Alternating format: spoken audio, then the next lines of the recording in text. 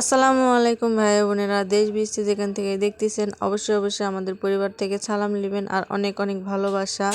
সবাই যে যেখানে থাকেন ভালো থাকবেন। এই যে আজকে মুরগির মাংস ঝোল রান্না করতেছি নতুন আলু দিয়ে, মানে আলু গোল গোল করে কাইটে নিছি। এই যেখানে তেলটা গরম করে নিছি। এই যে এই তেলে আমি ওই মরিচ হলুদ লবণ দিয়ে মাইখা রাখছিলাম, মাংসগুলো দিয়ে হালকা করে ভেজে নেবো, বেশি না হালকা করে।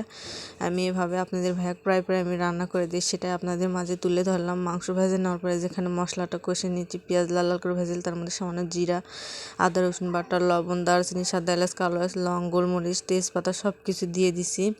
দিয়ে মশলাটা ভালো করে কষে নিচ্ছি। ভালো করে কিন্তু কষে লওয়া লাগবে এই ঝোল রান্না করতে গেলে।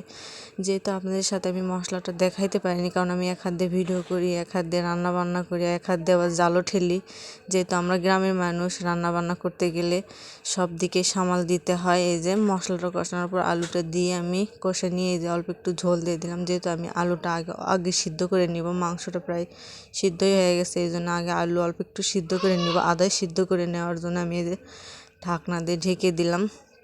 এই যে আমার মাংসটা সিদ্ধ হয়ে গেছে। আমার রান্না বান্না আপনাদের কাছে কেমন লাগে অবশ্যই কমেন্টে বলে যাবেন।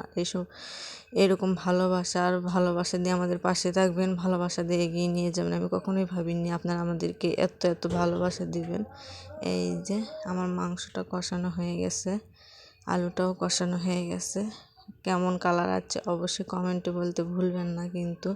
এই যে পরিমাণ মতো আমি ঝোল দিয়ে দিব। আমরা গ্রামের মানুষ যেরকম রান্না বান্না করি সেটা আপনাদের মাঝে তুলে ধরি। আমার রান্না বান্নার ভিডিও আপনাদের কাছে কেমন লাগে অবশ্যই কমেন্টে বলে যাবেন। এই যে এখন ফ্লেভারের জন্য কাঁচামরিচটা দিয়ে দিলাম। এই যে রান্নার ফাইনাল লুক কেমন হয়েছে বন্ধুরা অবশ্যই বলে যাবেন। আল্লাহ হাফিজ সবাইকে।